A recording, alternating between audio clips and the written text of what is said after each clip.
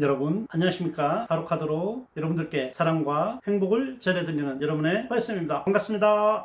자, 오늘은 메이즈 카드의 네 번째 카드 The Emperor 풍제에 대해서 알아보는 시간을 가져보도록 하겠습니다. 자, 우선 카드를 한번 같이 보시겠습니다. 자, 카드를 보시면 여기서도 마찬가지로 Before 카드와 After 카드가 모양이 같죠. 제가 지난번 세 번째 시간에서 여황제 시간에 말씀드린 적이 있는데, 바로 Before 카드와 After 카드가 이렇게 동일한 경우는 대체로 이 카드 자체가 완전한 성취, 달성을 의미하기 때문에 동일하다는 것을 말씀드린 적이 있습니다. 이것을 여러분들이 기억하실 것입니다. 자, 그러면 우선은 오늘은 오리지널 카드를 보시면서 천천히 위에서부터 그 의미들에 대해서 하나씩 새겨보는 시간을 가져보도록 하겠습니다. 오리지널 카드를 보겠습니다. 이 오리지널 카드에 우선 특이한 게 양머리를 암석으로 된 의자가 놓여져 있습니다. 바로 이 의자는 권위의 상징, 그런 암석 의자가 되겠습니다. 머리에는 왕관을 쓰였습니다. 바로 어떤 권력의 쟁취, 성취, 그리고 달성된 모습을 볼 수가 있겠습니다. 자, 이제 겉에는 빨간 옷을 입고 오른손에는 앙크 십자가에 홀이 달린 것을 가지고 있는 것을 볼 수가 있겠습니다. 그리고 뒤에 보이는 돌산은 우리가 생각하는 일반 돌산의 의미와는 달리 포부와 야망을 드러내는 그런 돌산이라고 할 수 있겠습니다. 그리고 역시 양머리가 새겨진 그 의자에 앉아 있습니다. 자, 여러분들이 보시면 이 엠프러 카드는 강인한 리더십과 노련함을 볼 수도 있으며, 또한 이성적이고 합리적인 판단, 그런 의미를 담고 있다고 볼 수도 있겠습니다. 그리고 이 엠프러는 겉에는 옷을 입고 있지만 안에는 여전히 갑옷을 입고 있습니다. 이것은 언제라도 전쟁의 기회가 생기면 다시 얼마든지 전쟁을 할 수 있고 전투를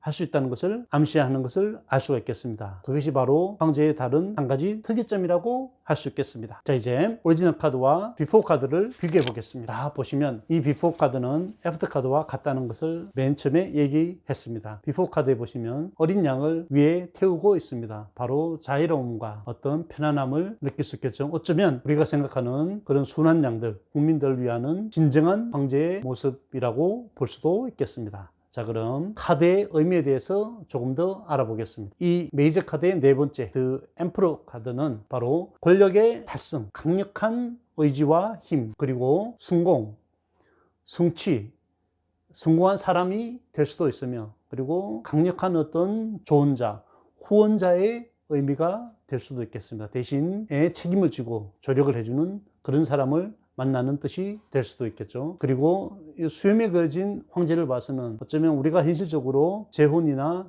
새로운 관계의 시작을 기다리는 그런 모습을 한다고도 볼 수 있겠습니다. 자, 이제 카드는 같지만 역시 오리지널 카드와 애프터 카드를 보면서 약간 얘기를 더 해보도록 하겠습니다. 자, 우리가 이제 애프터 카드를 동시에 볼 때는 부정적인 의미에 대해서 한번 살펴보도록 하겠습니다. 어쩌면 이 엠프러의 다른 부정적인 의미는 바로 독단적이고 고집이 세고 자기중심적인 완고한 그런 의미가 될 수도 있고, 또 부정적으로 본다면 무능력한 상태, 다른 사람에 의지하고 감정을 조절하지 못하는 그런 상태, 또는 감정의 기복이 많은 상태라고 볼 수도 있겠습니다. 또한 폭력적이고 어떤 가부장적이고 자기가 옳다고만 생각하는 그런 모습을 띈다고도 볼 수가 있겠습니다. 이제 카드를 같이 보도록 하겠습니다. 자, 천천히 카드를 같이 보시면서 지금은 카드가 같더라도, 이 같은 카드라도 꾸준히 세심하게 관찰을 하시다 보면 여러분들은 관찰력이 자연스럽게 늘 것입니다. 제가 계속 이렇게 관찰력을 강조하는 이유는 타로 카드를 볼 때는 이 카드의 의미뿐만 아니라 사실은 여러분들이 누군가에게 타로 카드 점을 봐준다고 하면 그 사람에 대해서도 관찰력이 필요합니다. 그 사람이 어떤 상태인지, 뭘 원하는지 알 수 있는 능력이 바로 이 관찰력입니다. 다른 용어로는 칼리브레이션이라고도 합니다. 오늘은 일단 카드를 보시는데 집중하면서 이 엠퍼러 카드가 가지고 있는 어떤 권위의 상, 권력의 상징, 성공함, 강인함, 그리고 조력자, 리더십, 이런 모습을 여러분들이 알 수 있겠습니다. 자, 이제 카드를 내리고 여러분들은 저 호야쌤과 같이 오늘은 메이저 카드의 네 번째 이 엠퍼러 카드에 대해서 공부해 보겠습니다. 앞으로 저 호야쌤과 꾸준히 같이 하실 것을 믿으며 다음 시간에 다시 만나겠습니다. 반가웠습니다, 여러분.